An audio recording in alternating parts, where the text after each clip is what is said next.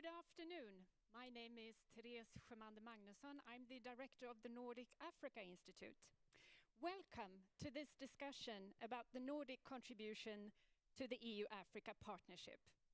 We are broadcasting from a studio in downtown Stockholm, and soon you will meet all our 9 panelists connecting from almost as many countries. Before we get started, a few words about how you can ask questions to our panelists. You may be watching via our NAI or Hanaholmen websites or on YouTube. If you want to ask questions to any of the panelists, you can do so by writing your question in the chat box on the Nordic Africa Institute website.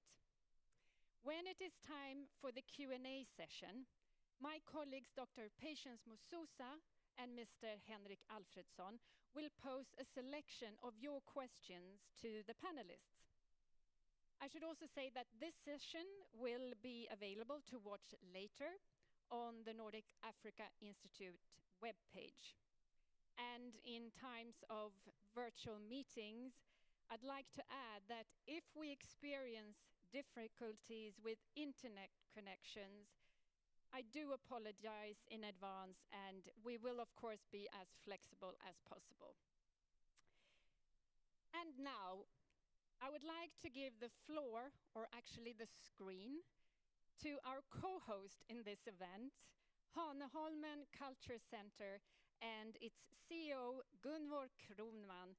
She's joining us from across the Baltic Sea. Gunvor, over to you. Thank you, Therese. And distinguished speakers, their audience online, and I'm happy to note that we have a big audience online.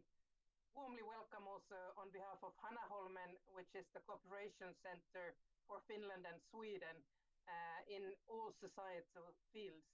We are so pleased that you have been able to join us today. And I'm sure that with the qualified participants and discussion participants we have today, it will be interesting and insightful.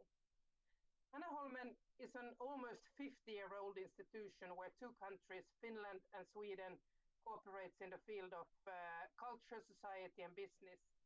We have a large also global agenda, and we often focus on the role of our 2 countries in relation to the rest of the world in a broader global context.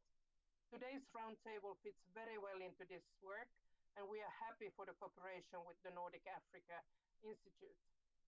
Earlier this year, Hanaholmen hosted a high-level forum, Analys, on how the Nordic countries can support multilateralism and global dialogue in a fast-changing global context. In the aftermath of the global pandemic, and with the new US leadership, with also inspired by the Black Lives Matter movement and the rising self-awareness in Africa, there should be new possibilities to push a multilateral agenda. This bears relevance also for today's roundtable. The Nordic countries' relationship with the African continent has never been as topical as now.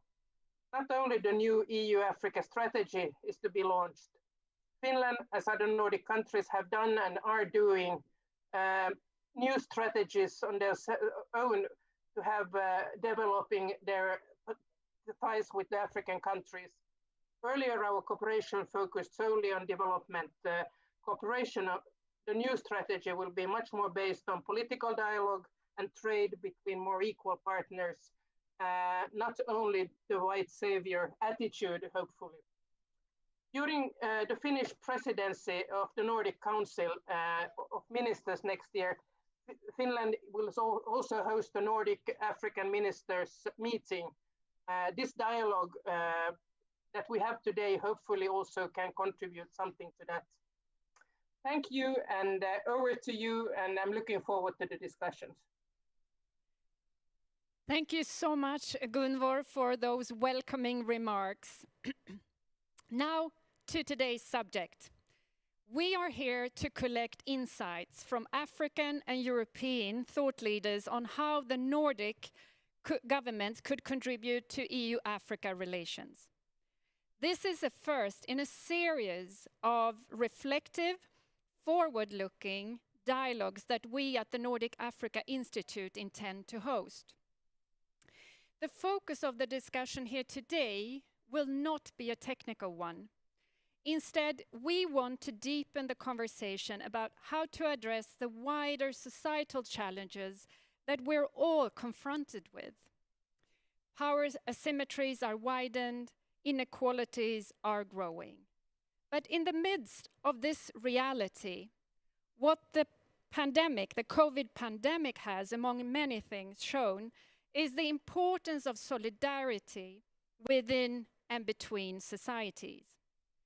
Notions of togetherness, of solidarity, of collective identity are regaining a place in the debate. And we need to hold on to that thought.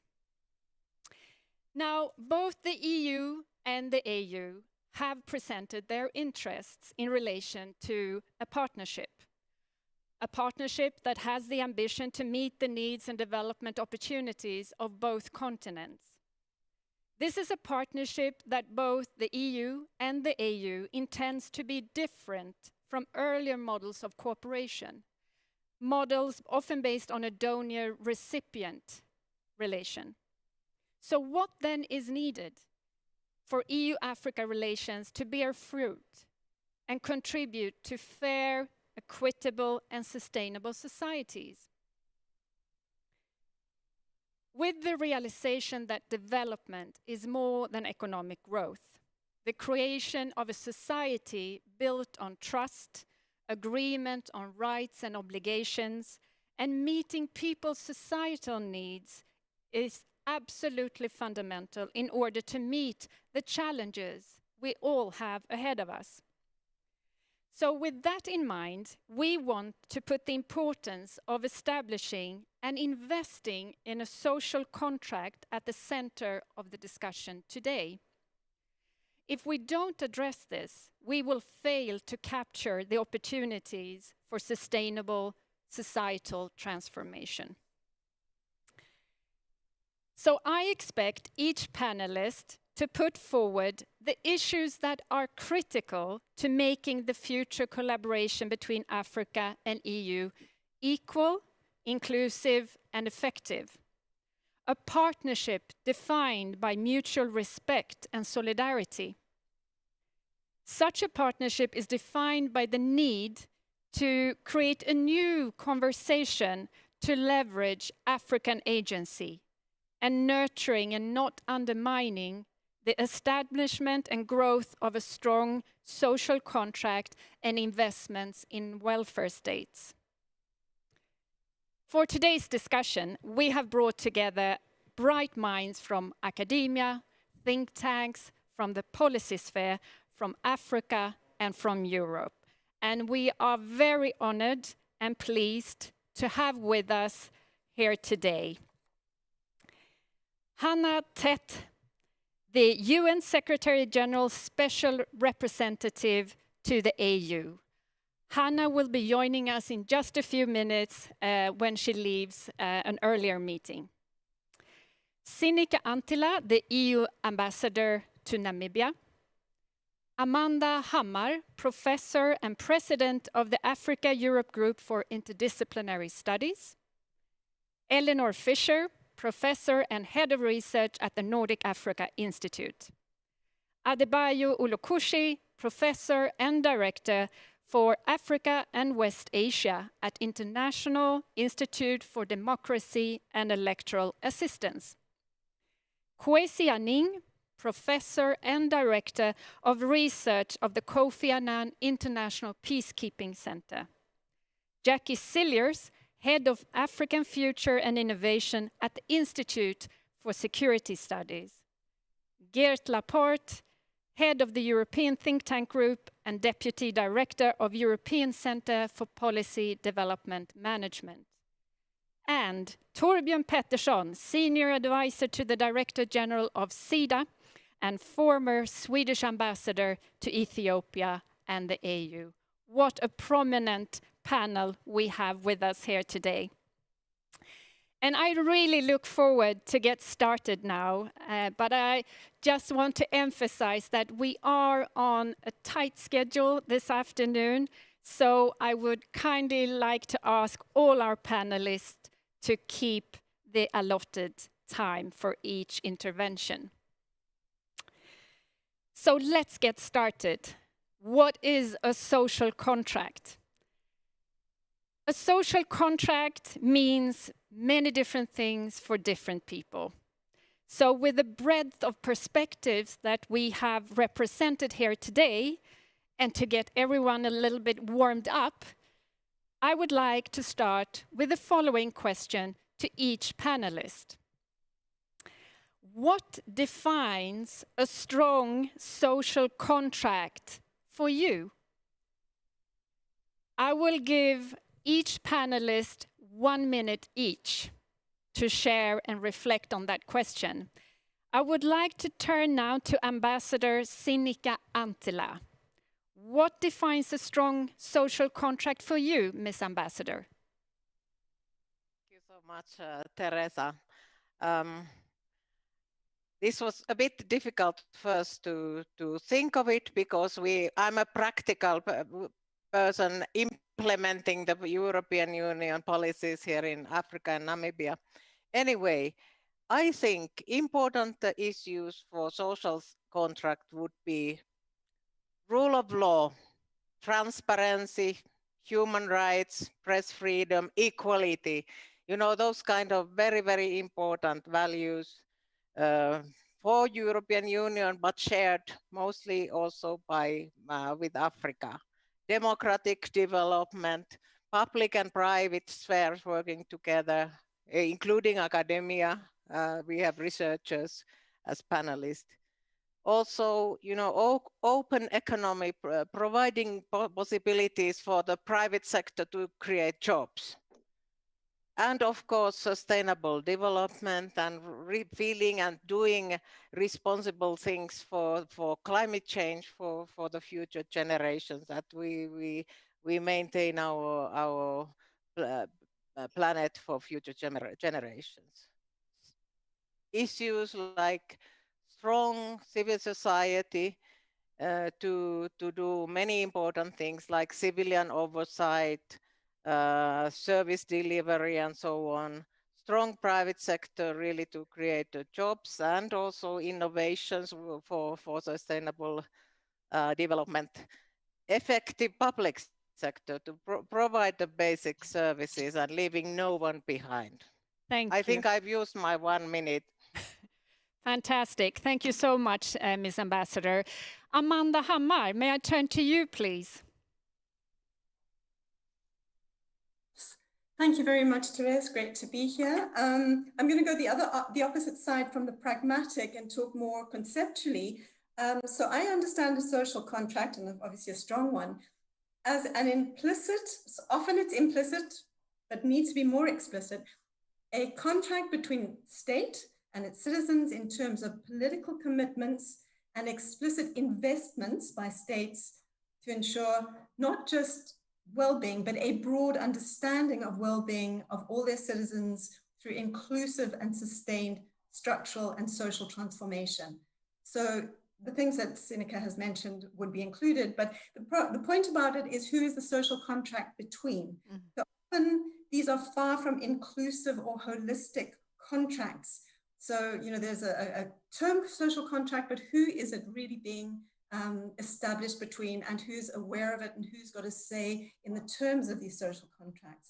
So often they can be narrow, fragmented, rather than holistic and inclusive. And the last thing I'd like to say about the social contract is that I see it, the strength of it would be a living contract, not one that's fixed, not one that you put as a sort of thing on the back of your wall to say, well, this is what our contract is. But conditions are always changing and dynamic, social, political, global, local conditions are changing. So I see a social contract as being between states and citizens, but in a dynamic way, if possible. Thank you so much, Amanda, bringing forward the flexibility and the living document contract. Eleanor, may I turn to you, please? What is your definition of a social contract? Thank you very much. You put two people who turn very abstract together. I too would see it as something in relation to the relationship between state and society, very abstractly. If I'm looking at a strong social contract in terms of robust institutions and the rule of law, and then being played out in relation to three areas. Firstly, in terms of protection, individual protection, individual security, and going broader than that, human and civic rights. But secondly, provision, service provision, health and education, but also social protection, economic opportunities. Again, one can go broader. Thirdly, in terms of participation by social groups in political decision making, I too would see it as something flexible, not fixed. And obviously, these aspects are controversial. There will be debate about how appropriate they are to apply to Africa in the first place, but I think that debate is a little broad for today. So those are the elements that I would bring in. Thank you so much, Eleanor, for bringing in the protection and the rights perspective. We'll definitely come back to that. Adebayo, may I turn to you, please? What is your definition of social contract?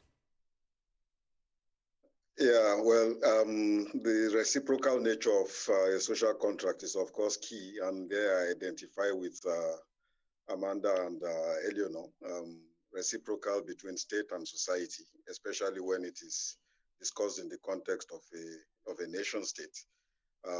And I also recognize the comprehensiveness for the period, flexibility, but I will add here also predictability, because it is in its predictability that it becomes possible for citizens to make the contract a living experience, and also exact transparency, accountability, demand participation.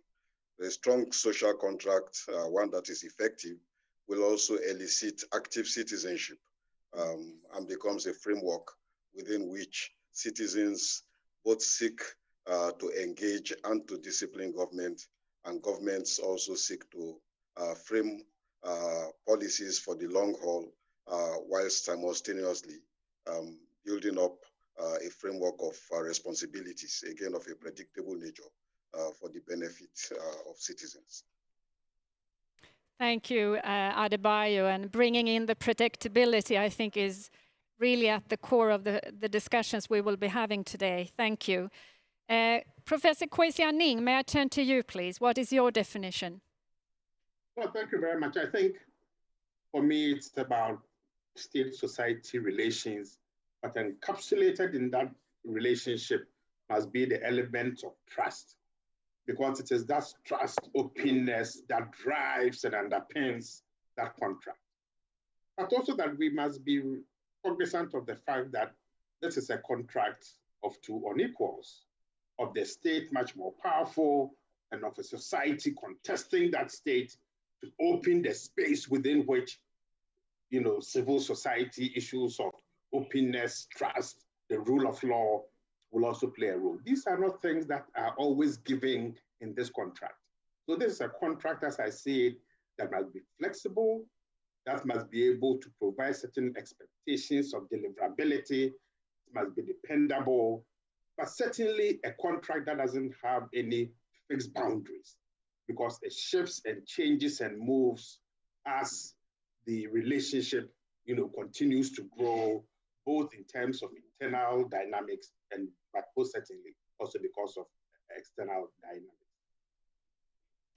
Thank you, Kwesi, and really anchoring in the social contract in governance and democratization discussion. Thank you. Jakkie, over to you. What is your definition? Thank you, Teresa. So I do long-term forecasting across various dimensions. I look at the structural drivers of development, from demographics to health to education and so on. And one of those areas is, of course, the area of governance, or so-called good governance, as is often mentioned. And our finding is that really at low levels of development, the institutional setting, democratic or autocratic, really has a limited impact. What is very important at low levels of development is the orientation of the ruling elite and leadership. Now, the social contract in Europe and in Africa is very different. I think in Europe, it developed inside out. And what we have in Africa is a so-called imposed state. And it takes time for a social contract to develop. But it requires leadership and substantive democracy. And in my view, there are three components to the social contract. It needs substantive democracy, it needs agreements on the developmental vision of the future, and it needs a sustainable vision of that future, particularly given the challenges of climate change. Thank you, Jakkie. We will definitely come back to the vision and the different angles that you were mentioning on institutions and democratization. I now understand that SRSG Hanna Tetteh has joined us. Welcome, Hanna. May I please turn to you? How would you define the social contract? Good afternoon, Excellencies, ladies and gentlemen, and I'm sorry I just joined the meeting from another meeting. I'm assuming that you're discussing defining the social contract in terms of African leadership and its citizenry. I would say that within that context, it's very difficult when speaking about Africa, first to assume a one-size-fits-all. It is not. There is a distinction across the continent, across the countries, looking at the different levels of development and looking at some of the particular challenges that each of our member states on the continent is facing. I think that when you look within the bandwidth of the group of countries that I would call middle income, and that means lower middle income to upper middle income, you see that the institutions of state, the resources that are available, the trajectory that the country has defined for itself is one in which the citizenry expects that elected officials are going to deliver public goods and services as promised whenever there is an election. And then, of course, there is the contestation for power.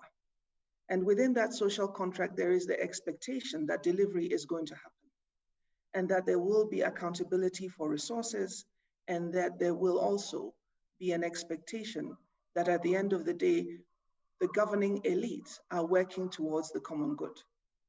I would say that within the countries that I would put within the middle bracket, all of these aspirations are equally valid and citizens do have those expectations, but the challenges of the country make it very difficult more often than not to meet those expectations. And so because of that, you find yourself in a lot of those countries find themselves in situations where they are unable to meet the expectations of their citizenry. And finally, with the countries that unfortunately are a significant number on the continent, and I would put those within the LDC category, I say that in those countries, I think the social contract is and the expectations of the citizenry vis-a-vis the government is very limited. As a matter of fact, in so many spaces, there is very little government presence at all. And it is precisely because of the limits of the state and the limits of presence that you see that they are if you like, the cauldron within which we find a lot of the conflict situations on the continent emerging. And so when you look at Africa and you look at the disparities across the continent, I think that one of the things that you have to focus on is to understand that within the context of a European Union African partnership, we should understand that it has to be focused on the different stages of development that we find on the continent in order to be responsive to those needs and aspirations. Thank you. Thank you so much, SRSG Hanna Tetteh. This is extremely important. There is no one size fits all. Thank you.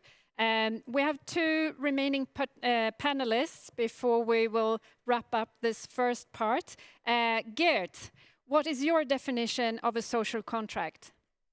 Yes, thank you very much, Therese. A lot has been said, of course, already, but for me, it's an agreement between the leadership of a country and its citizens that defines, of course, the rights and duties of each, and that defines the basic rules of the game in a society. And of course, a lot has been said. You need trust, you need inclusiveness, fairness, fair taxation, for example, very important. You need effective institutions. If you don't have a reliable public service, the trust won't be there, and the partnership and the social contract can be broken. But for me, there's a very important element that I would like to stress as well, and that is the universality of social contracts. Sometimes this is perceived to be European, Western. I don't believe this. I think it's essential for any type of cohesion in any type of society. That's a point that I would like to add. And of course, it is a living type of relationship, as has been said. It is evolving. And that's also one of the characteristics that should be taken into account. Thank you so much, Geert. The universality, let's come back to that. Torbjörn, what is your definition of a social contract? Well, I would say that it's an arrangement that on mutual accountability between citizens and state, but I would like to add, maybe the only thing I can add at this late stage, it's also between citizens to understand rights and duties between each other, whether it's civil society, business, and so forth. In my view, a strong social contract encompasses that as well. To make it strong, I believe very much in institutions. Institutions in the very formal sense, or institutions like a vision, a joint understanding of a future and a purpose of a society. Developmental states, for example, is something one could debate, but there's an element of social contract in that as well, in my view. And then I agree with the many speakers who said that it can't be static. But I think there is also the challenge, because it needs to be foundational, but at the same time not to be static. And I think that's a struggle where many polities, both in Africa and Europe, and I agree with Gert, this is a universal problem. And that's where I think we today find ourselves. What is static and what can be changed? Thank you. Thank you, Torbjörn. This is something, a contract that continuously needs to evolve and be contextualized. Thank you so much.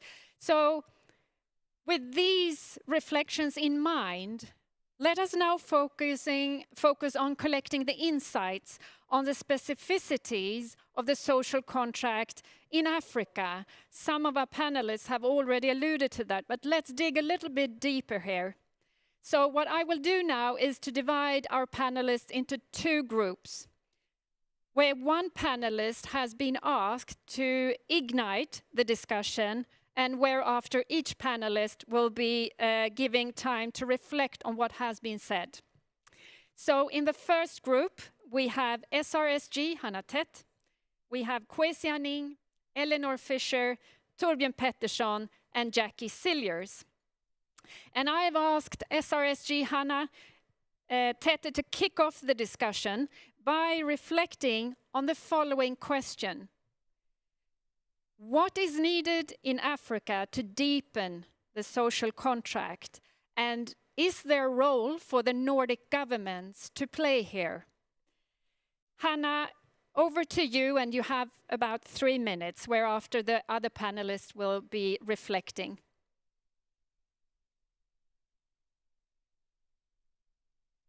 Thank you very much. And I think probably because I joined you late, I started the discussion of this question in my response to the first. But I think that with regard to the issues that you've raised, I think with the challenges in Africa with regard to citizenry's expectations of the social contract is the fact that we still have, to a large extent, even within those three boundaries that I have previously referred to, the fragility of state institutions.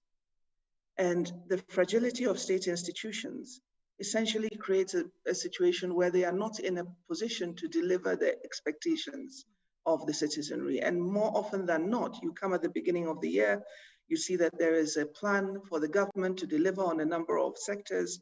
You see that there's a budget that is read out, but invariably, sometimes even financing to be able to deliver on those expectations is not available or is inadequate. And as a matter of fact, you would be, if you were not on the side of the government, but you are listening to what was going on, you would wonder whether this was really a serious exercise or whether it was more or less to try and create some positive expectations with no real focus on delivery. I think that one of the challenges that we need to be able to address, and that is the function, I think, of the development of state institutions and the support to the development of those institutions by regional and sub-regional organizations, is to be able to learn from each other, to see what kind of solutions work, given this different country contexts, that at the end of the day are also in a position to, are also adaptable within within other country contexts, so that in such a way that it helps to be able to promote effective delivery of governance. And I think that in the situation where we are able to have that kind of development of state institutions and strengthening of state institutions, then we will see that progress on the development side of the equation is also in a position to move ahead more substantively. When you look within the context of the EU-Africa strategy that is currently being in process, where there is the focus on green transition, digital transformation, sustainable growth, peace and governance, migration, and mobility. And you think of that as the platform for engagement between the EU and Africa, and of course the Nordic countries coming within the scope of EU-Africa cooperation. I think that it's important to focus on not necessarily what might be the priority of the European Union, which to a large extent over a number of African EU dialogues has been on migration and mobility, but to focus on those issues that really would make the most significant impact on the continent itself. And I think that if you're going to deal with that, then you should be looking more at the issues of peace and governance, sustainable growth, and green transformation and digital, green transition and digital transformation build on those two platforms. Having a strengthened governance platform, ensuring that we are able to implement economic policies that would lead to sustainable growth. So to that extent, I think that at this point in time also, it's necessary for us to be able to look at the current situation in which we find ourselves responding to the COVID pandemic and the challenges that many African states face in responding to the pandemic. Luckily, the numbers in terms of infection have not been as significant or as large as we see reflected in other parts of the world, but the economic impact of the pandemic has been huge. And unfortunately, even though there has been the debt service suspension initiative, which creates the opportunities, which creates the space for the suspension of debt service until I think it's mid-year next year, I had the opportunity to travel within West Africa over the last 2-3 weeks with our Deputy Secretary General. We visited 5 West African countries. And the response of every government we met was on the economic side, that COVID has created significant economic challenges for all of them, that commodity prices have dropped, that there has been a fall in the service, in the returns that have been received from the service sector, and therefore the debt service suspension initiative that looks at debt suspension until mid-year next year with the possibility of it being reconsidered again at the spring meetings of the World Bank would be inadequate. And so I think that if there is a contribution to be made at this time, one of the things to be looked at is how that particular initiative can be moved forward, because without the financial wherewithal, how exactly are the governments of the different member states supposed to meet the expectations of the citizens on delivery of the social contract? And the last point that I would like to make, before I would listen with interest to other panelists' contributions, is that over the last year, we have also seen a deterioration in the quality of governance. And as I mentioned in my earlier remarks, the quality of governance is key to being able to deliver on the development agenda. We have also seen increasingly more conflict that has broken out in areas where we thought we had been able to make some impact, and rather we were expecting to see conflict on the decline and not beginning to not having new outbreaks. The country where I am at the moment, Ethiopia, is a case in point. As I'm sure that you would all have heard, there was a confrontation between the government and the state government of Tigray. We've been told that the military intervention is over, but that is yet to be seen. And so I think that we cannot emphasize enough the importance of moving away from a situation where maybe because of the previous trends in the multilateral space, that the focus was more on bilateral engagement and states could get away with certain actions that previously you would have had a more proactive America saying that this is not acceptable, and you would have greater Western coordination also on pushing the values of good governance, human rights, and so on and so forth. The last 4 years has created, can I just finish? The last 4 years has created the space where that has not been able to happen as much. I hope that right now we have the chance for a reset, because it's important for the delivery of that social contract. Thank you. Thank you so much, SRSG, Hanna, Tetteh, for those very important words on finding ways to address true impact and questions at heart. May I turn to Kwesi Aning, please? What is your reflections now listening to Hanna? Thank you very much. No, I think Hanna has captured quite a lot of very important themes, but I would like to take off with 2 points that I think she's repeated twice. One is the issue of expectation. The expectations of the generality of Africa's populations to their political leaders are legitimate. Unfortunately, in their bid to win political power, political leaders create false expectations that they themselves know that they will not be able to fulfill when they get political power. And therein lies the point about building trust as a part of the contract. That when you predicate your drive to attain political power on falsehoods, that creates problems. The second good point about Hanna relates to the fragility of state institutions, and by extension, the capacity of the state to exhibit its capabilities in the nooks and crannies of its territorial control.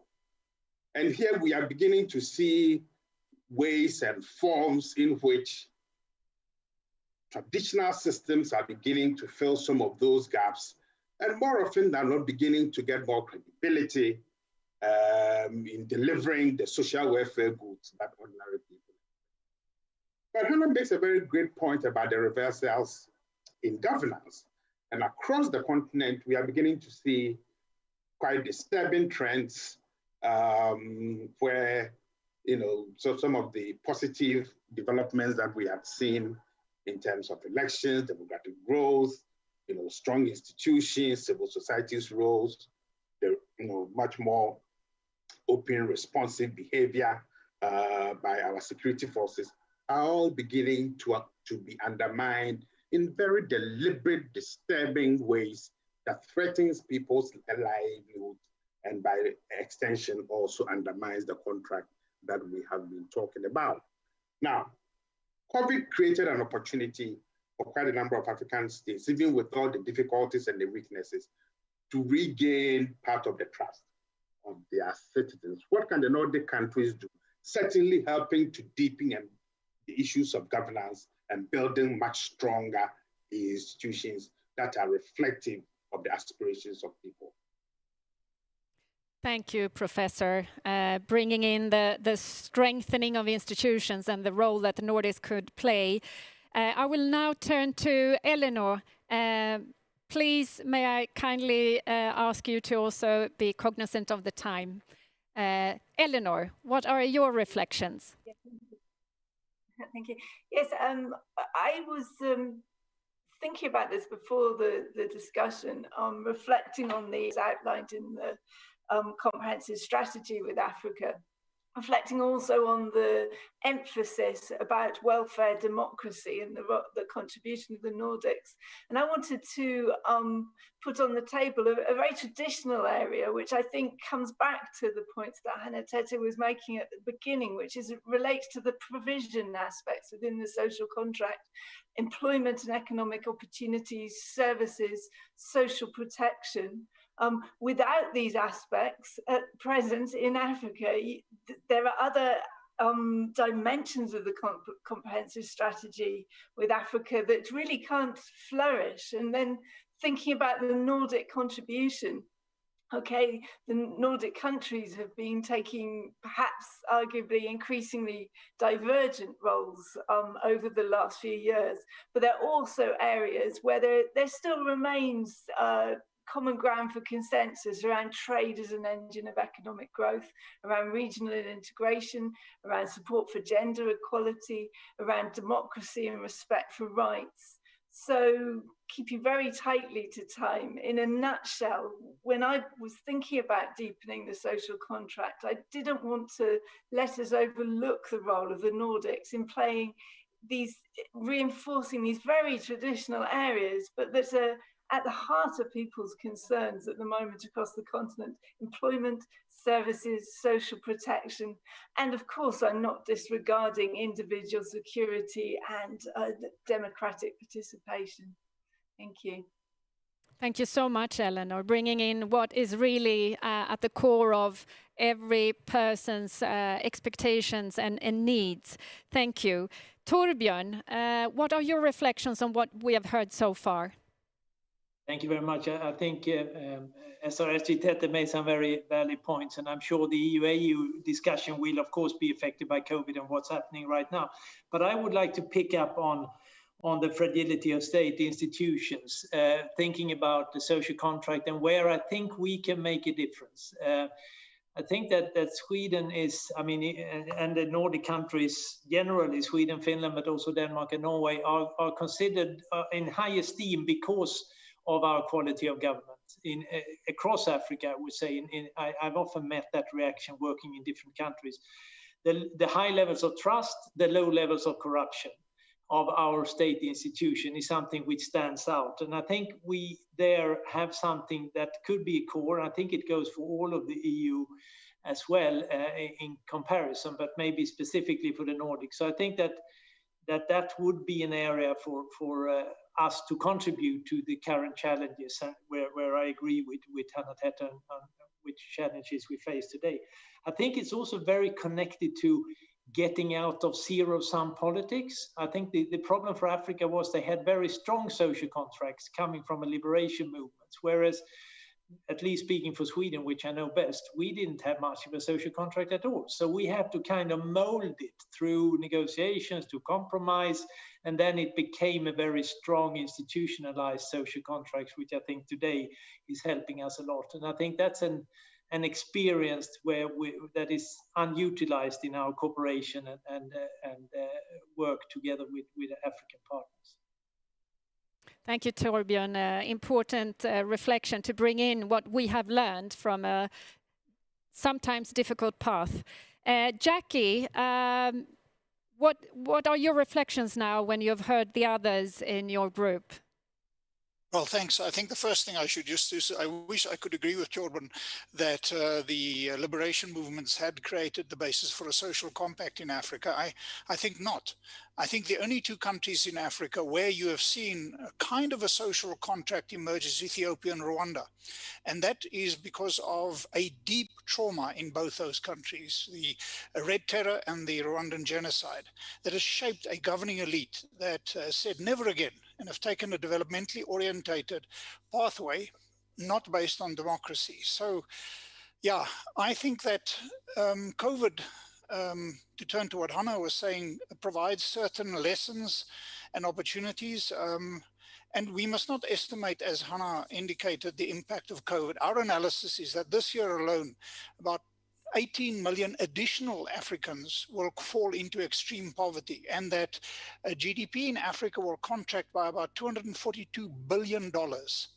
That translates into more instability because governments have less revenue, and it translates into huge suffering and opportunity. But it also provides an opportunity.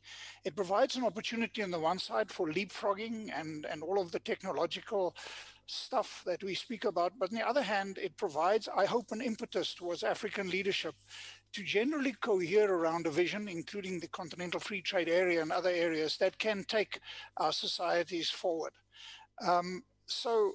It's always important to remember that the social contract in the Nordic countries emerged from suffering and deep trauma. And Africa faces many of these challenges today. The challenge that I think we face is how to do this while at the same time dealing with the challenge of democratization, because nowhere in the developed world has development and democracy gone hand in hand. Development has always preceded democratization, and this is given the time of China and all of that kind of stuff, faces Africa, presents Africa with significant challenges. So we need, and certainly the Nordics present a vision of where we want to go. And hopefully our leadership will seize that opportunity, the crisis of COVID, to look at that vision. Thank you, Jakkie. And I think we need to learn and contextualize of what's happening right now, not only on the continent, but beyond, and bringing that into the picture. So thank you so much for bringing it in. Thank you, Group 1. I will now turn to our second group that has a connected, linked question, but slightly different. And in the second group, we have Adebayo Olukushi, Ambassador Sinikka Anttila, Amanda Hammar, and Geert Laporte. I have asked Adebayo to reflect on the following question, whereafter I will open up for all the other panelists, group panelists. Adebayo, the question I have in mind is there a genuine political interest from African leaders to establish and invest in a strong social contract? Adebayo, please.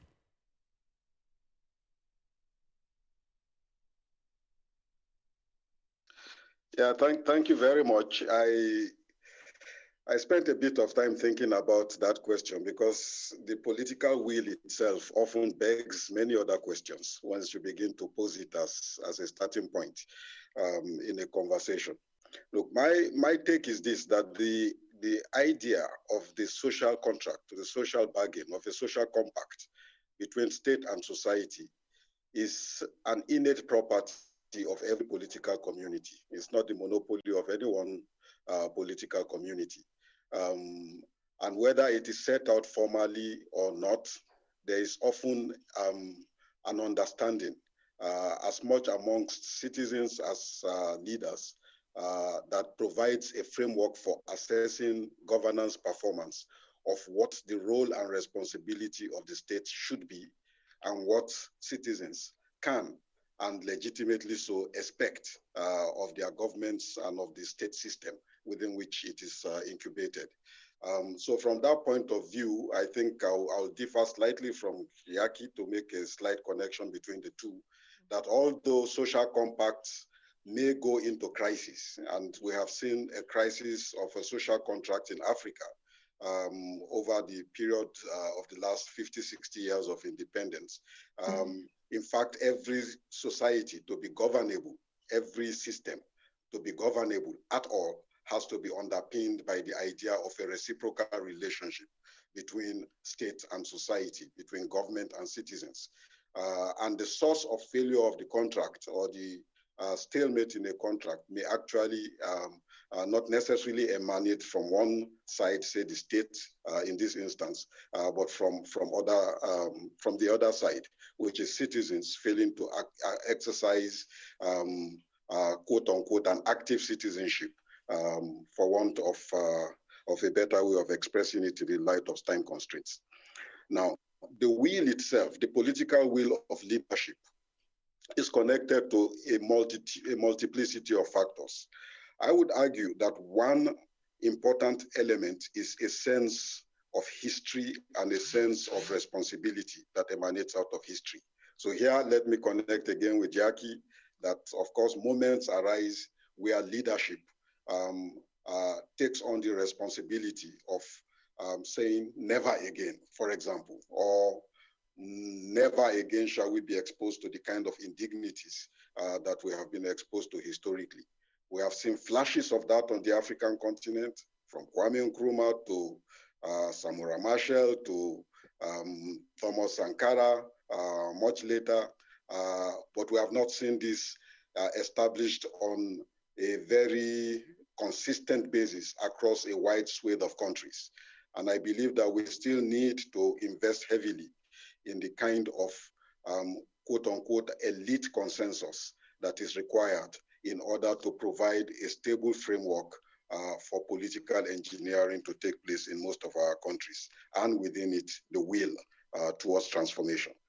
The second element that is important for me to ensure, because leadership itself often is at its best when it is called to account, when it is put under pressure. And since we have a lot of elections in many of our countries, the question of active citizenship and the willingness of citizens themselves. The Nordic story cannot be complete if one also does not talk of the centrality of active citizenship.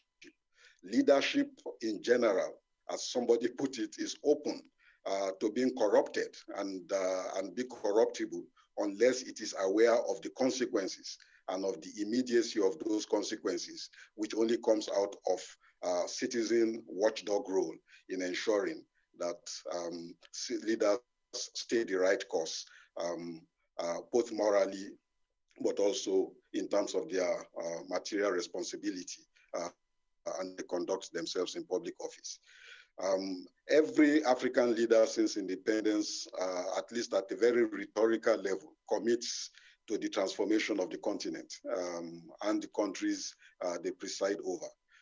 What worries me and what has worried me over time, which could be useful for the Europe-Africa conversation, is the diminishing agency for policy making in many of our countries. And this is the product of so many things. A political leader that does not have a strong civil service foundation within which long-term policy thinking can take place is almost like as good as going into the football pitch half naked, because the thinking faculty which is required and to be able to do so on the basis of a long-term perspective is embedded within an effective and robust civil service. I think Torbjørn also mentioned the proclivity towards a winner-take-all, zero-sum kind of politics that gripped most of the continent, and which we see playing itself out again in the current period. That zero-sum approach needs also to be replaced in many countries in order for the kind of will that is needed to mobilize society for transformation to be achieved, needs to be tempered seriously in a way that again enables the loser to live to fight another day and the winner to be able to affirm the legitimacy of their victory.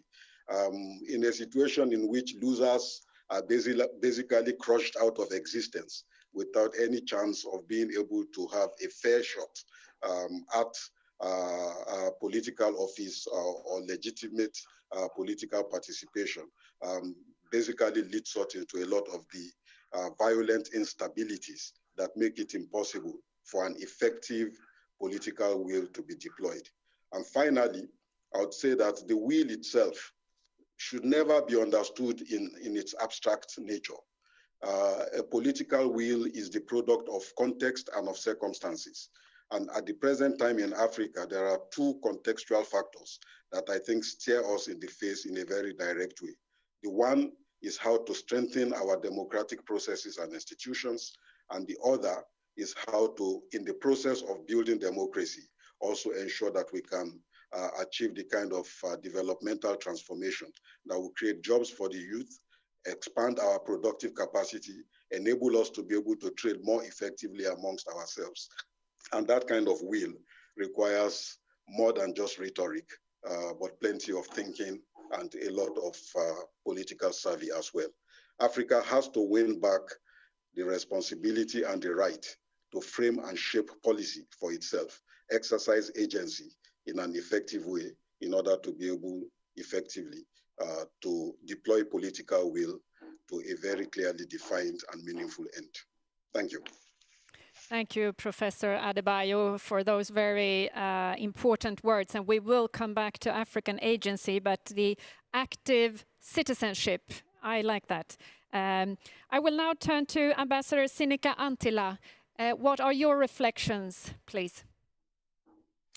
I agree that this was a very difficult question. And I have been myself serving in Africa for a long time. I've been in West Africa, South Africa, East Africa, back to Southern Africa now.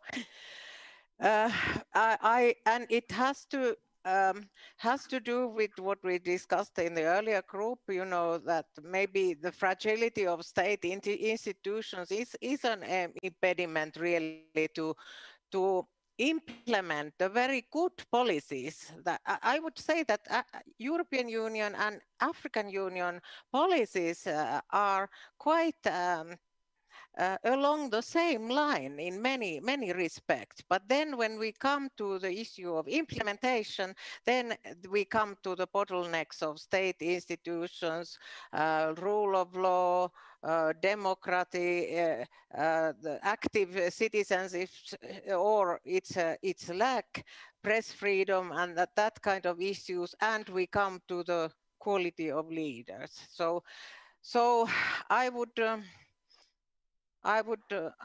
like to believe that there is a willingness if we look at the policy level, but then we have to find a solution together how to overcome the bottlenecks. And there was a lot of discussion on the institution building.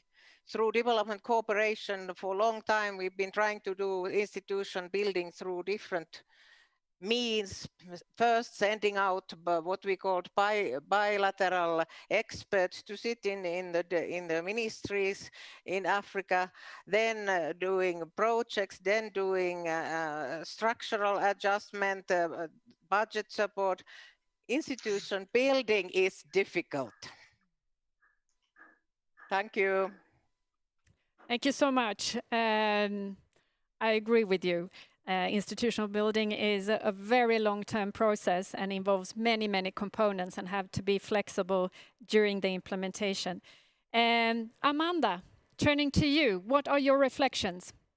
Thanks very much, and thanks, Bio, especially for putting the politics of the matter on the table. I mean, the one thing about African leadership in that question altogether is, you know, the question of is there a genuine political interest by African leaders? Of course, and sort of building on Bio's point, there is no single African leader. Are there standardized forms of leadership? So very much contextually, we have to understand, you know, what's at stake in these moments, and what kinds of dialogues and what kind of partnerships are productive.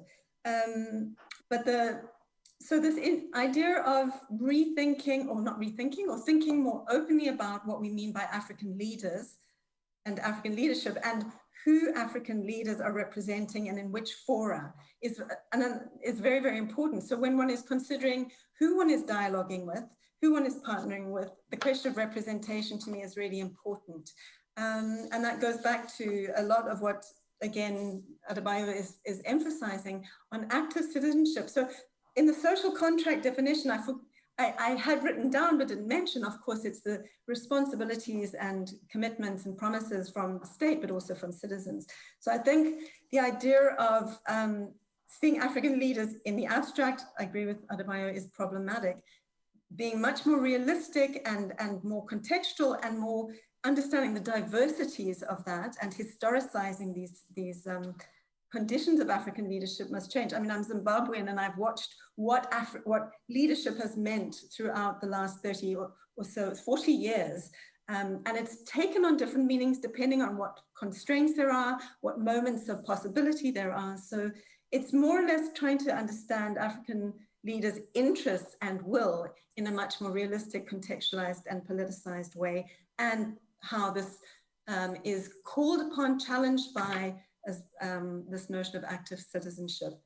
That's what I'll say for now. Thank you, Amanda.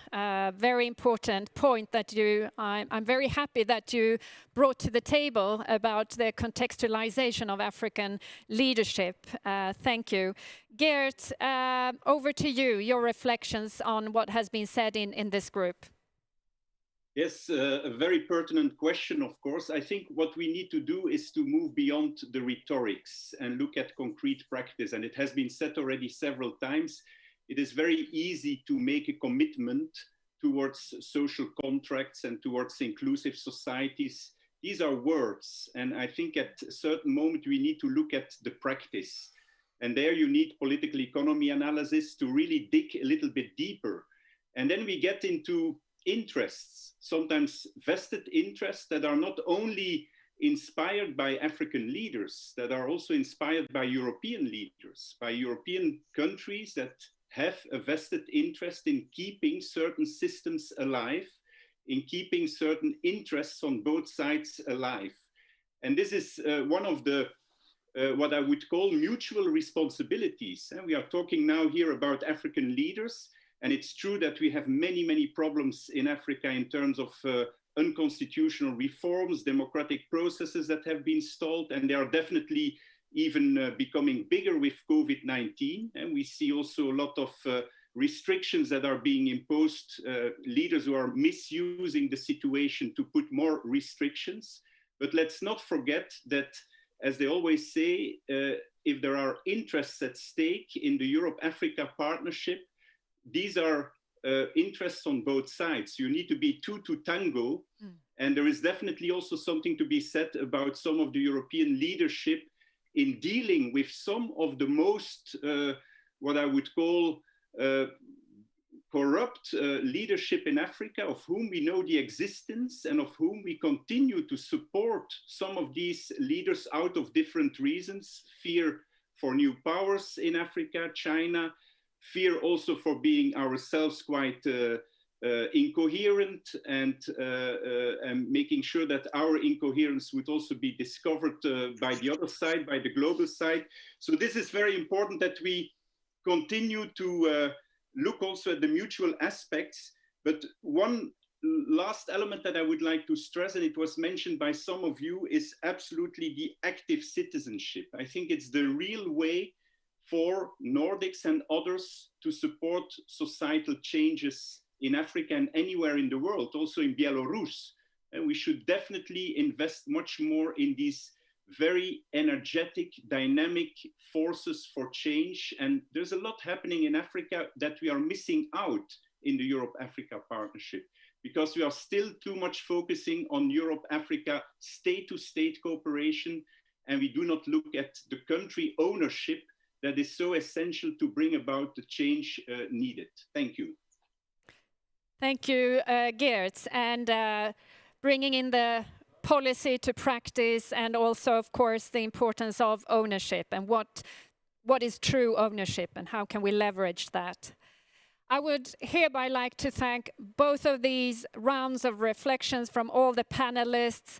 We will now move into the second part of our discussions. We admit the strong need for listening, negotiating, and co-developing a partnership where multi-level dialogue and consultations are being used. But as some of our panelists have already alluded to, we also know that interests and positions tend to influence the discussion. So as a point of departure for this second part of our roundtable, I want us to focus on the fact that Africa has views and wants agency. Some of you in the panel have already referred to that. So let's bring that back to the conversation. And when I refer to African agency now today, I mean to have and wisely use the power, the voice, the ability, the autonomous, and to have influence on social transformation. And again, let's see what role the Nordic governments might have to support African agency in different ways, or in the forest that we are already involved with. Just a quick reminder before we ask the panelists more detailed questions. After these round of reflections, we will open up for questions from you in the audience that we're truly looking forward to. So please make sure that you post them in the chat box at the Nordic Africa Institute web page. So, moving into some individual questions, and before I turn to the first panelist, let me just please remind you to be brief so that everyone has time and we allocate enough time for the audience questions. I'd like to turn to you, Adebayo. I know that you for many years have been thinking a lot about the construction of a social contract.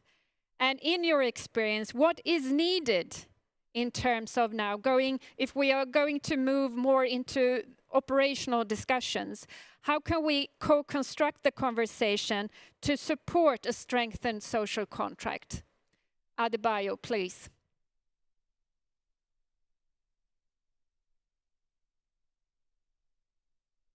I think you're on mute, Professor. Sorry about that. Yeah, in the context of all that has been said already about the social contract, the starting point for me is first and foremost an understanding that the responsibility for building one lies primarily on the African side with the African leadership and citizenry. The content of the contract, the vision underpinning it, the resources that would need to be mobilized to bring it to realization, all of these are elements that fall squarely and entirely, I would argue, within the responsibility of Africans. This is not something that you co-construct with any other person than your own citizens. It speaks to your history, it speaks to your context, it speaks to your ambitions, and nobody can have ambitions for you if you are not prepared to have ambitions for yourself and frame those ambitions into a vision of long-term transformation. So first thing for me is the necessity for that self-awareness to return into our political spaces. The instinct to look across the boundaries towards Europe or elsewhere in the world, even China or the United States, in search of answers to problems that are very specific and local to us, is a culture which we need to overcome, a culture of dependency, I would say, which we need to overcome and find a way of winning back. And that means also that the institutions and the institutional mechanisms that are necessary for realizing what we define for ourselves as a broad social contract for a period also need to be built and nurtured based on our concrete and specific experiences. It would be completely foolhardy to imagine that we can import Nordic ideas of how a civil service should work wholesale into an African context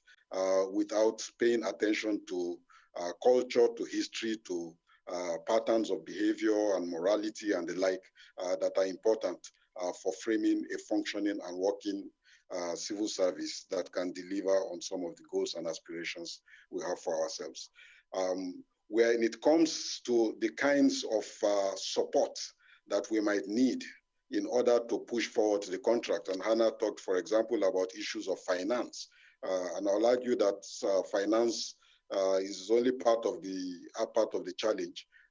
There, I think there is a possibility to begin to think and talk about co-constructing on those areas where we feel that leveraging external support might be useful.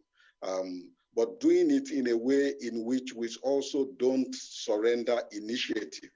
We've done too much of that.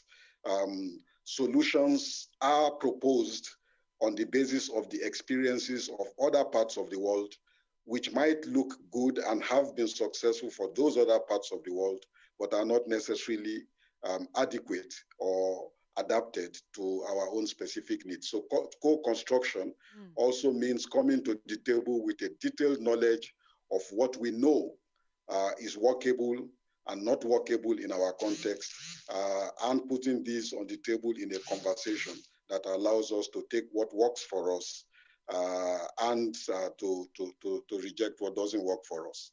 And I would say that from the point of view of partners, to end there, from the point of view of partners, it's absolutely important also to understand that there is a limit to the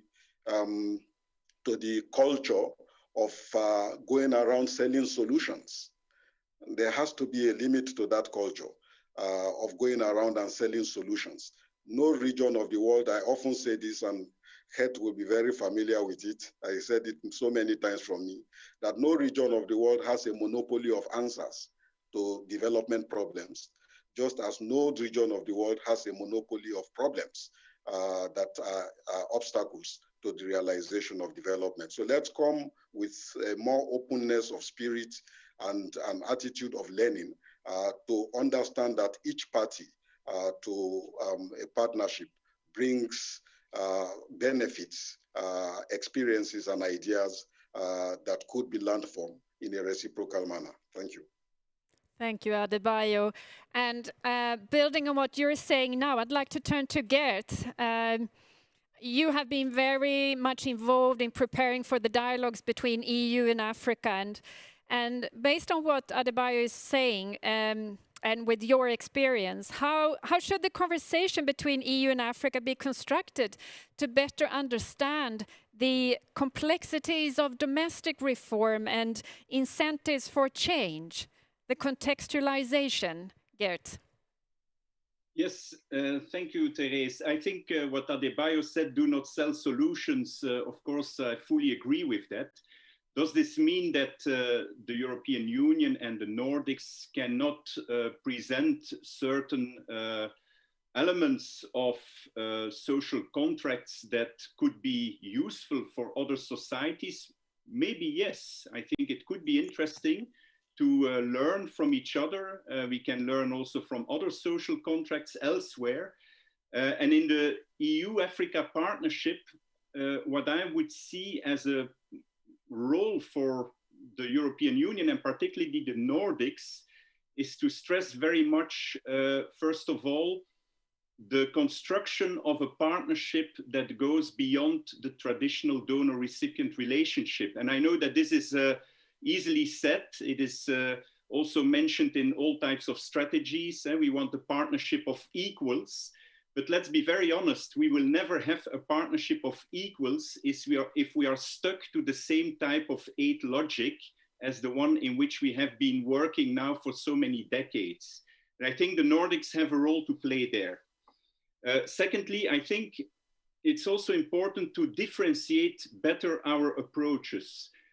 We still talk a lot in Europe about Africa as if it is just one country.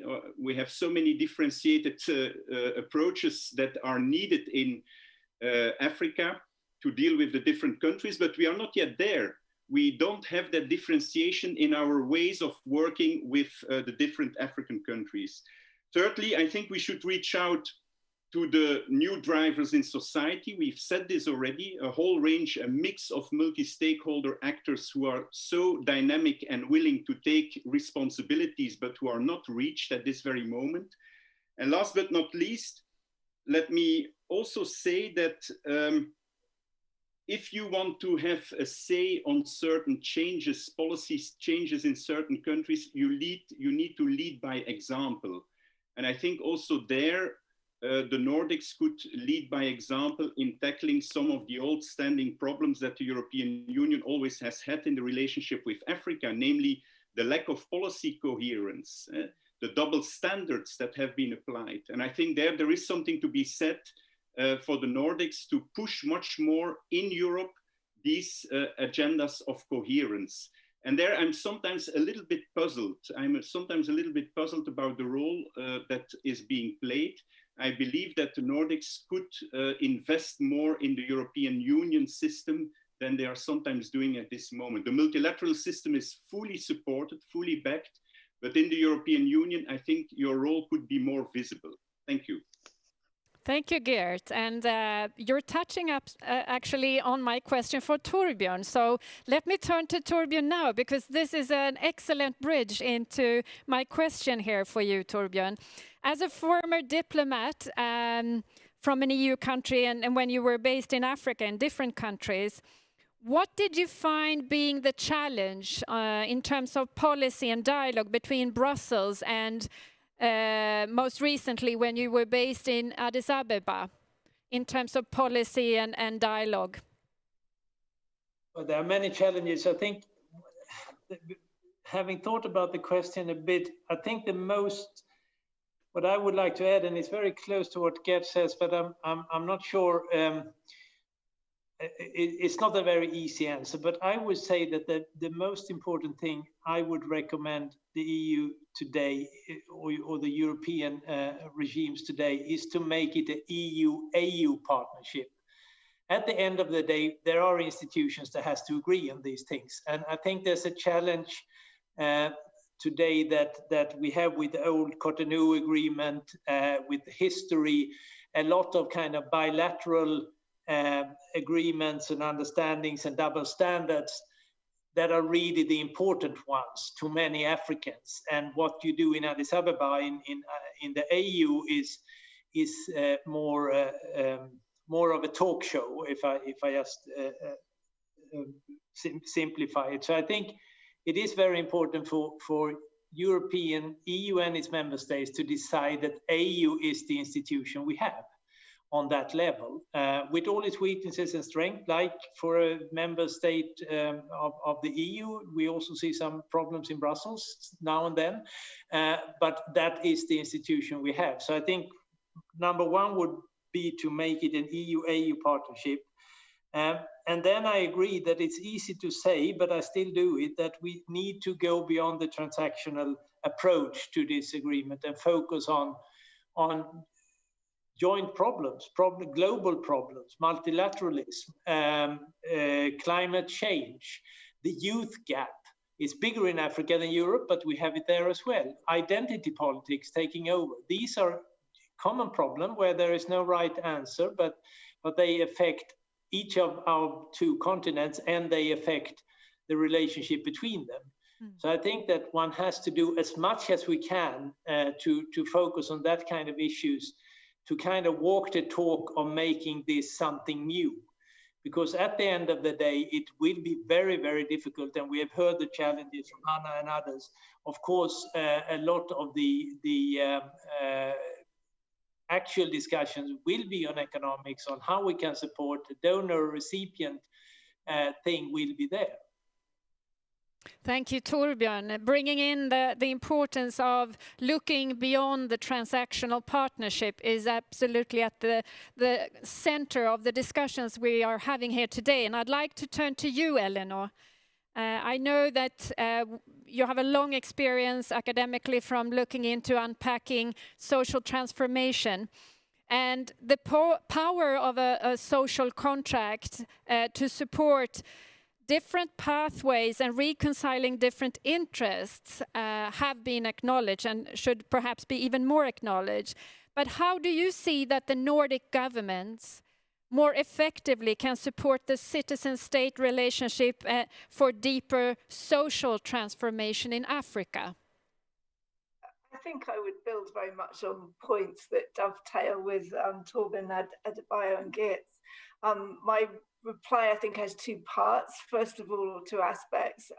If we're seeking to support societal transformation, then we need plausible accounts of how action can be taken within bigger scale processes. And that brings in issues that Adebayo was very articulate in putting on the table in terms of political will and African agency.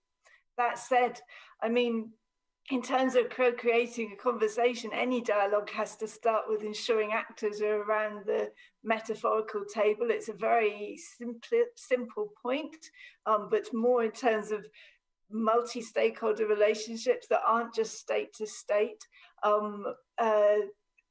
giving value to plural voices within these processes and the actions that are identified. It sounds very simple, but then if you take on board points that, for instance, Geert was making about vested interests, about EU partnerships doing, which I'm not so familiar with, I have to add, reproducing established power relations and established inequalities. Bringing people to the table is not so easy. We even can look within very recent, the first decade of this millennium in terms of Nordic bilateral policies. Actually, there were lots of areas where African policymakers were actually excluded from the table. So I think that's a very simple point that I would make about ensuring people within this dialogue and actively looking at the inequalities and power relations that are existing, thinking where is the scope for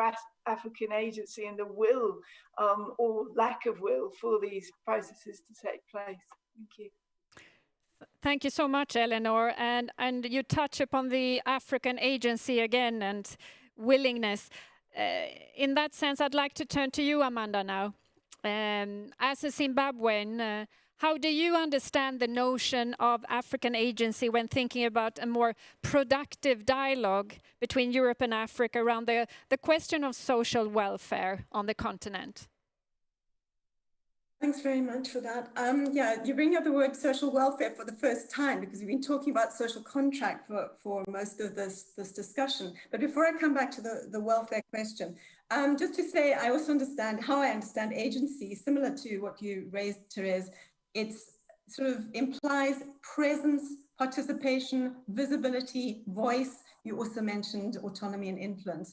And the question again is, in which spaces are we talking about agency coming to bear on these questions of policies, whether these are sort of broader social contract policies or social welfare?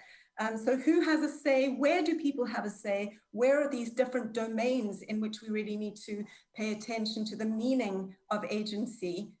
These are different kinds of things. So on the one hand, the domain of this engagement with the outside, those out, not from a particular country, but working in partnership like the Nordics or the EU.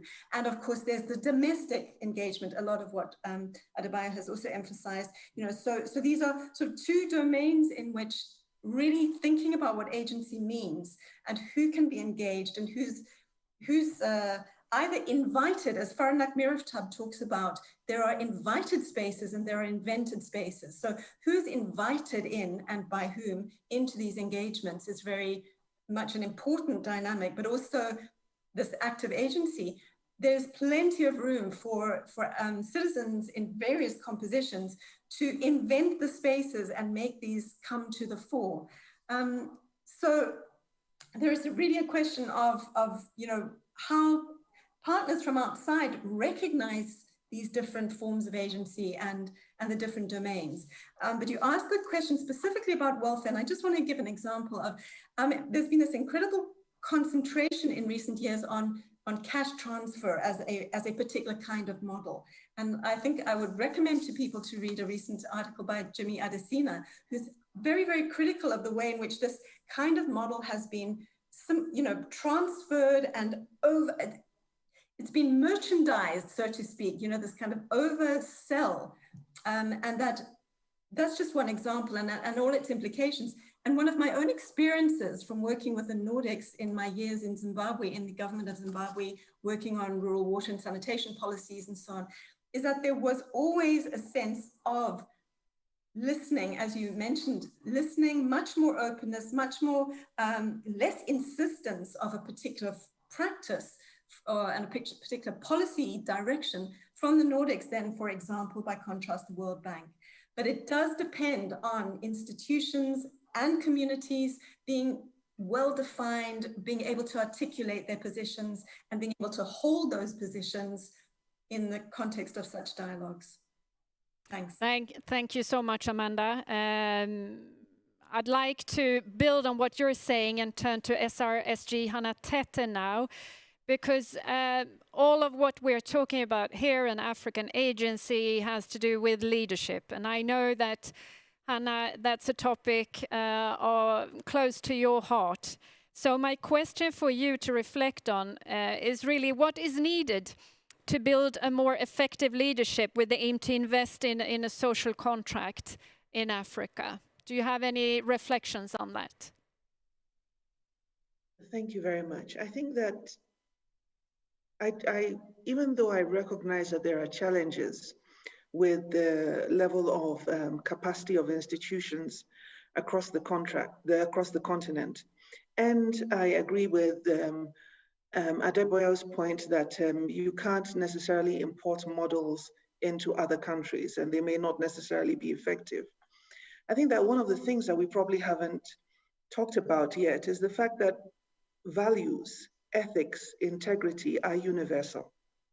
And if we look at why we have a number of implementation challenges and some of the challenges affecting the functioning of institutions, and that goes to the question of leadership, it's not to do with the importation or with the pressure to adopt models or lack of agency. It's perhaps because we don't necessarily insist that what is expected of people holding positions of leadership in terms of the values that they're expected to hold on to are necessarily things that are insisted upon across the board. We have different, as it were, let's put it this way, there are different standards for different countries depending on how important they are seen within the scheme of things. And so I think that it's important for us not to take away ethics, values, integrity from this discussion as well. The other point that I would like to make is that when there is this discussion about an EU-AU strategy, and we're talking about implementing a framework that has been negotiated and agreed through the African Union with AU member states, I think that it's also important on the side of the EU that whatever bilaterally is done in follow-up on those issues is consistent with the overall strategy. Because it's one thing to have an overarching framework and say that this is how we are going to proceed in a particular direction, and it's another thing to completely go off on an individual bilateral trajectory when it suits the purposes. And to this issue of leadership, I think that there are certainly good leaders and flawed leaders in both Africa and the European Union. But it's not about individuals, it's about institutions. And as long as we are able to develop and strengthen our institutions such that people are held accountable by the institutions, I think that we will improve the quality of our leadership. But having said that, and to the point that I raised earlier on governance, I think that the insistence on the principles of good governance being applied to the implementation of whatever is agreed to as initiatives, and making sure that those hold, are also important parts of this dynamic and this relationship. Leadership does not exist in a vacuum. It is supported by effective systems. It is supported by systems that are built on values. And if we are able to have more of that in the context of the relationship between the EU-AU partnership and with African countries, and this is where I think that the Nordics are able to provide us with examples, then I think that certainly we will see an improvement in the governance trajectory. Thank you. Thank you so much for raising this important part of quality of leadership, and that leadership is not in a vacuum and influenced by so many others and so many other interests. Let me build on that and turn to Kwesi. I know that you for a long time have been very much involved in the scholarly intellectual debate in Africa about understanding development. And therefore my question to you is, how would you like to see a wider and deeper intellectual debate as a vehicle for rethinking the social contract? Well, thank you very much. Well, I think first and foremost, we would need to look at a two-level debate. One, a conversation amongst African scholars and intellectuals about forms of generating the knowledge itself. What is it that forms the component parts of the knowledge generated to be able to contribute to deepening this agency that we are talking about? The second relates to improving the contentious relationship, more often than not, between Africa's intellectual class and its political elite. There's a certain reticence on the part of Africa's political elite to use locally generated knowledge as part of the input for the policy-making process. And I think here, Hanna remembers several of our conversations about, ECOWAS, which was very useful and was very unique in the sense of African political leader, using African institutions and the knowledge that they have to help in the policy-making process. So the thinking here is that Africa's epistemic communities must necessarily find a way around this confrontational relationship, because it's a relationship that, if positive, can bring on to the table new dynamics that will help in policy design, in policy implementation. Unfortunately, possibly with the exception of Jackie's institution, there are very few institutions on the continent that are actually used, referred to, consulted, and whose advice consistently are sought. So we need a change and a shift in the thinking process, but most certainly, better partnerships amongst Africa's own intellectual groups will also be very useful in ensuring that we build the strengths necessary to be able to engage. Thank you, Kwesi. Shifting the partnerships and broadening and deepening that. Thank you. And Sinikka, Ambassador, I'd like to hear your reflections from your long experience as being a diplomat, having those kind of arenas to understand the potential of a social contract and influencing leadership priorities. And for having lived in Africa for many years and representing the Finnish government, what unused potential did you see that would support a strengthened social contract? Okay, thank you so much. About the social contract and space for it. I believe strongly that we indeed need a strengthened multilateral action between the European Union and Africa. And I find that the EU-Africa summit and a new partnership that we are building up now is an opportunity for this. We need to take into account what already came up in the discussion. Even we need to invest in our dialogue with Africa, and we need to do it in a proper way by listening, like somebody said, that the Nordics know how to listen, and I think that is important, and also bringing the values in that discussion. And of course, the basis for this is that EU is close to Africa. We are neighbors. We have rich social, economic, and political links, and we should. I sincerely hope that we find a way to build stronger alliances with Africa, even in areas which are a bit delicate, geopolitical issue like the role of China, but we should be able to discuss those. And of the unused potential of the Nordics, well, Nordic countries have really strong relations throughout long time with Africa, and these are positive relations.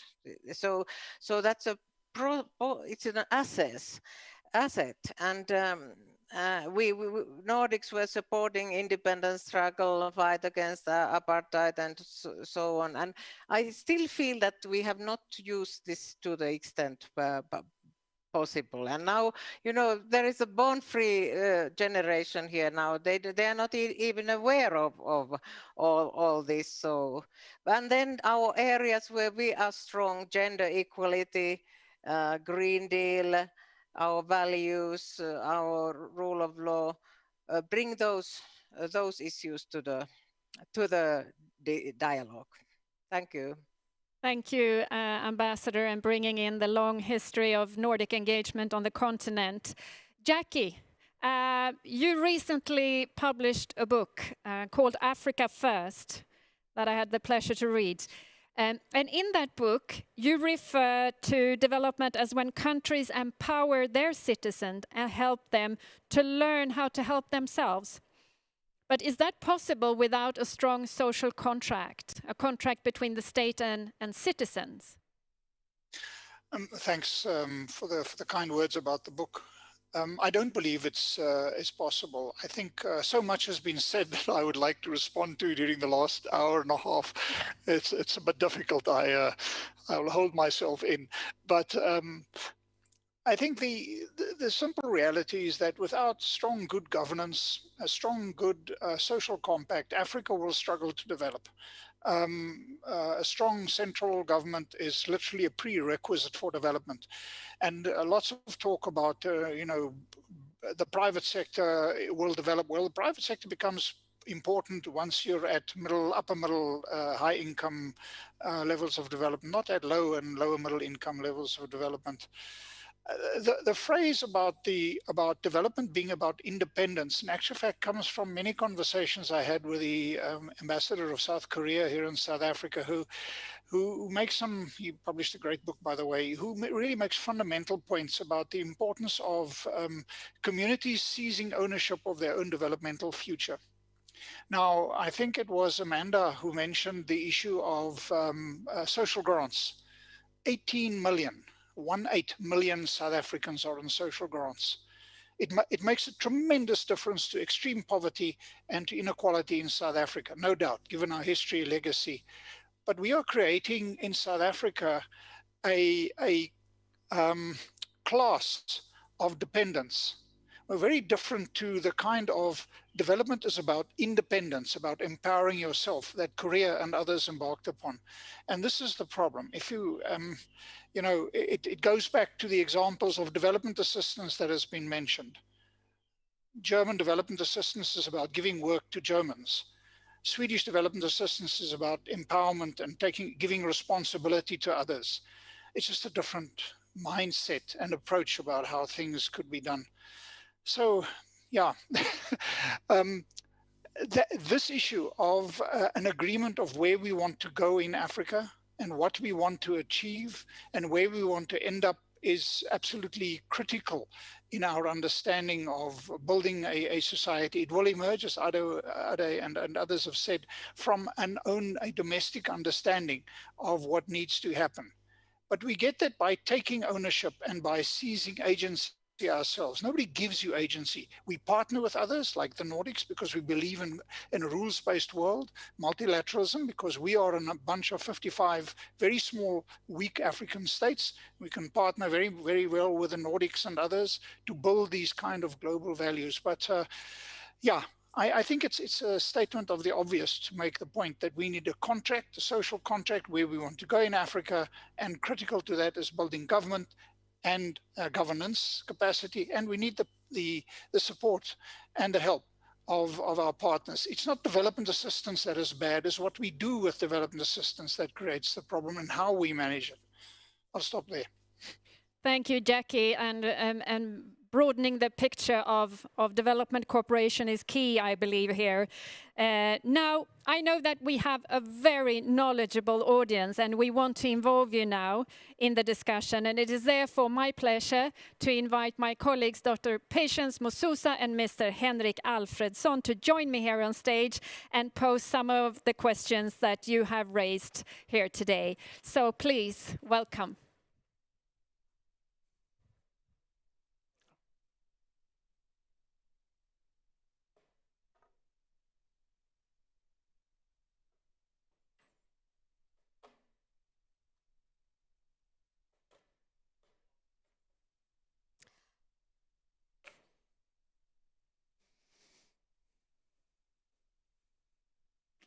All right. Thank you for posing all these questions for this very interesting discussion. We have a question, actually two questions that are directed to SRSG Hanna Tetteh, and they're about inclusion. There's one from Quivin Ndomo, a migration researcher from Uvascular University, and Diana Matson from the Nordic Africa Institute. And both of them ask, how about inclusion as a bottom line for a strong social contract in society? And how do you, and given the sort of very uneven development, particularly the role of women and sexual minorities on the continent, how does one build a much more inclusive, substantive representation in this setting?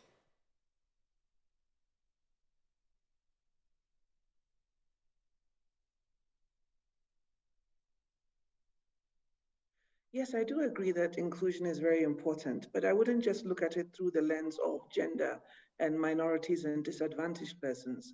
Most African countries are multi-ethnic, multicultural, and multi-religious. And because of that, there are a number of different constituencies that need to be included in that and see themselves represented in the engagement between the government and the society. And so we should think about inclusion from a broader perspective. Because without dealing with those issues, in addition to the ones that have been mentioned by those who asked the questions, I think what happens is that we leave out important parties to the discussion of exactly what should be the development trajectory. And so I would say that it is an important bottom line, but I think that it is much broader than what has been referred to in the question. And so certainly within the governance structures, there has to be deliberate thinking about how to ensure that that broad-based inclusivity is present at all levels of state institutions and in the way in which policies and programs are delivered in order to ensure that their intended outcomes are achieved.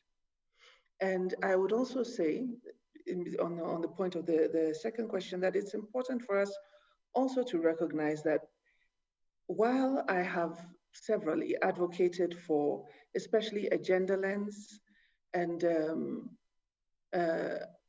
take into consideration the challenges of minorities in governance before, I think that it's important for us to make sure that whatever it is that we do, and however we look at this concept of the social contract, we do so with a view to being able to engage all of those various, if you like, stakeholders that make up our national societies and constructs in delivering on the implementation of policies and initiatives to make the development difference.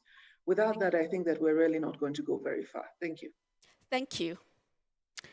And we have one question from Geir Gunnlaugsen, Iceland, that we would like to direct to Mr. Jakkie Cilliers.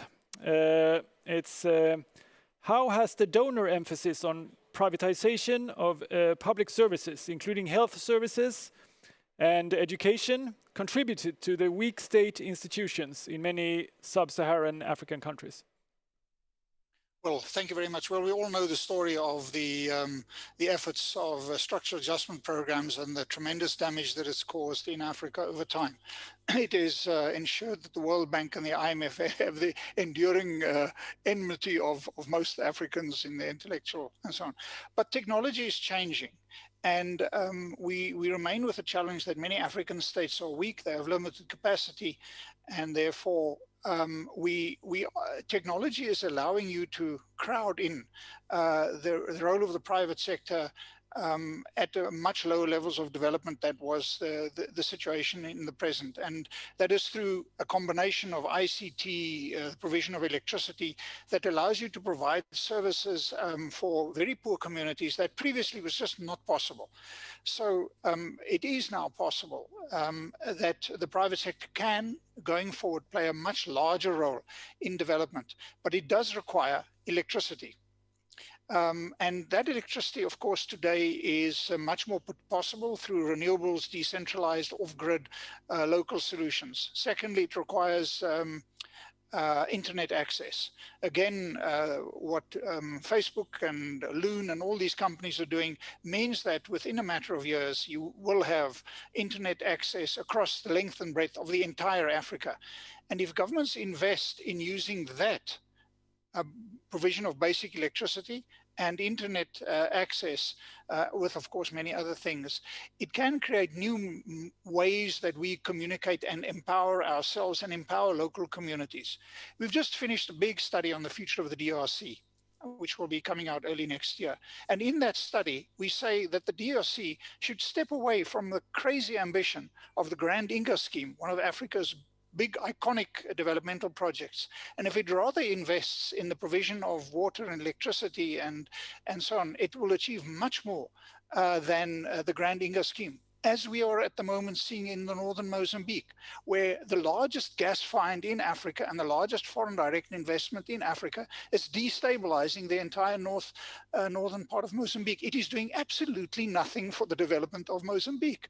It's doing a lot for a lot of very rich politicians, bureaucrats, and foreign foreign investors and engineers and so on. It's doing absolutely nothing for Mozambique except destabilize the entire region. But this is our choices we make.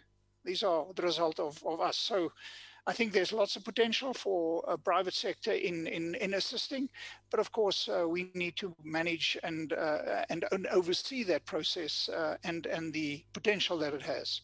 Thank you very much.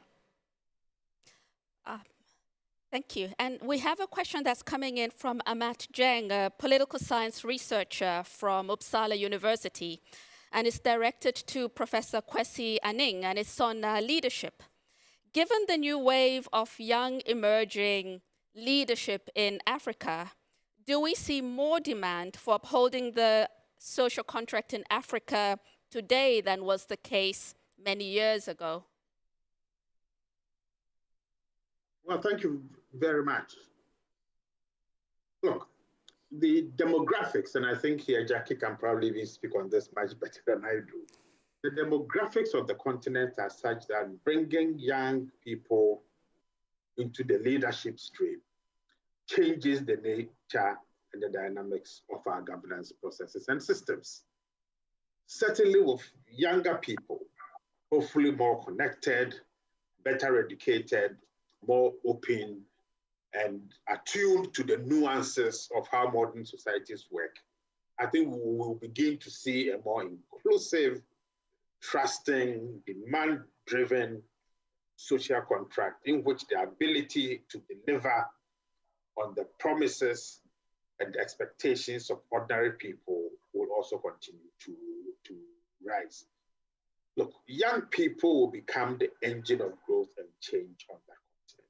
Right now, of course, if you look at Africa's political leadership, I think a fair number of the leaders are in their late 70s or early 70s. A disconnect of some sort to the large majority of people that they are governing. So I think for me, it's a very positive sign as more and more younger people become politically active, more politically conscious and driven, and looking forward to playing this role. We will be seeing a different type of social contract. Thank you. Henrik? Okay, so we have a question here from Mante Markauskaite, international public sector consultant from Lithuania.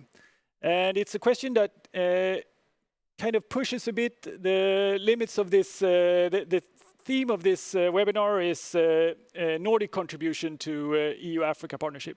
This question we would like to direct to Ambassador Sinikka Anttila. And the question is, as Baltic countries are still trying to find their role and voice in the EU-Africa relations, could there be room for a Nordic-Baltic cooperation? Thank you so much. Yes, definitely. There is this what we call Nordic Plus, and there is a systematic cooperation in many areas of foreign and development policy with the Nordics and Baltics, and our relationships are very close. there has been like training programs. I recall also when I was Finland ambassador in Zambia, we had an Estonian diplomat in our embassy, and definitely. And for instance, some areas, if I take Estonia as an example, issues that are very topical now and priorities for EU Africa. So digitalization, Estonia is top of the world in this issue. So definitely I see and I support closer cooperation between the Nordics and the Baltics. Thank you. Thank you. All right. We have one of our own questions that we were hoping to ask, and this is directed to Mr. Torbjørn Pettersen. As an EU diplomat, what space is there to talk about solidarity, the social contract, and dialogue beyond interests? Thank you very much. I think my experience now drawing on working with the African Union and Ethiopia predominantly, there's a lot of opportunity for that. I see that the talk, and of course that doesn't always mean implementation and reality, but when it comes to the dialogue between the two bodies, the EU and the African Union, as well as within the EU circles, it has for many years, I would say the last two summits that I oversee, been very much on the right track, so to say, from where I wanted to go, that we are talking more and more about partnership, about issues that was mentioned in the question. To me, it's a structural problem. Where is the real power? I mean, there's a lot of, and I think Gert alluded to that, there's a lot of double standards in how individual member states, and if I may say so, not being quoted, sorry, in Brussels, and talking to the African ambassadors, going to Brussels to get this or that, and being very transactional compared to the talk, the diplomatic talk between the two unions and the representations they have there. So I would say there's a lot of room for the kind of discussions we have today. Thank you. Thank you. I think we have room for at least one more question from the audience. And this one is from Jörgen Levin, researcher at the Nordic Africa Institute.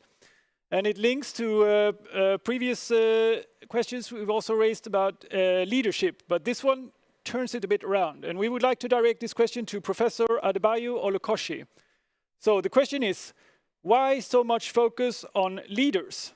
Is it not Parliament that should be the place where important debates and decisions are made? Professor Olukushi, I'm sorry to have to say also, now we're running a little bit short of time, so if you could be quite short in your answer. Okay, thank you very much. Well, my own definition of leaders and leadership also includes Parliament. I don't think of leaders and leadership in terms of a single individual, but rather of a category that has responsibility for shaping public policy and also mobilizing citizenry for the attainment of a set objective or a vision that is agreed upon. So leadership for me is a much more broad-based concept than perhaps the sense in which it is commonly used to refer to a single individual as a leader. I think that whole notion of leadership focused on a single individual has been one of the big problems for properly understanding development on the African continent. And in some respects, it's actually a fiction. Thank you very much. Very interesting. So thank you for everyone in the audience who posed all these interesting questions. Unfortunately, we have to leave many of them in the chat unanswered because now time is running out. And we will come back to this topic again in a series of seminars and webinars in the future. But now we have to wrap up. So I hand over to our director, Therese Sjömander-Magnusson. Thank you so much, Patience. Thank you, Henrik. And thank you to our audience who posed all the important questions. Your Excellencies, friends, colleagues, we have come to an end of this roundtable, and there is a wealth of knowledge and experience and insights that has been shared. I think we have had a genuine and a reflective discussion among all of our prominent thought leaders here today. There are, of course, many takeaways. I will just say and share some of mine briefly regarding the social contract where we started off the roundtable. There is no one size fits all. That's very important to remember.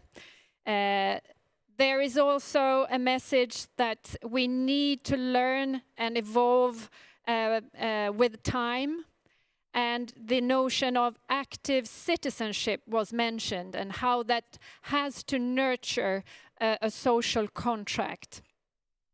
In terms of the African agency, I think we all agreed that that is absolutely fundamental, but it is important that Africa takes that leadership. That leadership also involves willingness that has to be seen in different contexts, circumstances, and move beyond rhetorics. In terms of the Nordic contributions to the dialogue between EU and Africa, a few points were raised, among which some were the following. Let's have as a starting point the joint problems, the challenges we're all experiencing. Have that as a starting point to deconstruct and co-construct the conversation. Also important that the partnership looks beyond the aid logic, and I think that's a topic that we should dig deeper into in future conversations. And one message was also brought to the front that let's all gather around the topics where the greatest impact can be achieved. All in all, I think what was concluded was that there is a need to contextualize and reconceptualize the social contract to ensure its wider meaning and value to the state-citizen relationship. With that, I'd now like to hand over to our co-hosts, Hanaholmen Culture Centre and their CEO, Gunvor Kronman, for some final remarks. Gunvor, please, over to you. Thank you so much. And it's been a fascinating discussion, or I would almost say conversation, that has been really insightful. I think we will bring a lot of these issues forward in other kinds of coming events, but I also have just a few personal takeaways that I was picking up. And first, as a disclaimer, really many of these insights that also were mentioned as African perspectives equally could be Nordic perspectives when I reflect on the relationship between the citizen and the state. The notion of improving the relationship between African intellectuals and political leaders, I think, was something that for Nordics is a good takeaway to bring into a future dialogue. And coming to the Nordics, the notion of being able to listen and focus on practice, as well as not abandoning development work, but instead being open to do it in a different way. The reflections around the quality of leadership, that it's not about the individual, but it's about the institutions and the ability of institutions to being able to hold individuals accountable was another good insight, as well as the multilateralism as a cornerstone also in the EU-Africa dialogue to go forward in developing our neighborhood. In one of the questions, the question of inclusion was, and the broadening of the concept of inclusion was mentioned. And I must say, as a newly elected global chair for Plan International, civil society organization, I really would like to point out the importance of including young voices in the EU-Africa dialogue. And while EU is an aging continent, although we have, for example, in my country, a very young government, 75% of the population on the African continent is under 35 years. I think we need to find ways to get these voices heard. Also, during the COVID crisis, we've seen very clearly that gender equality and the situation of girls' rights and women's rights have taken big steps backwards.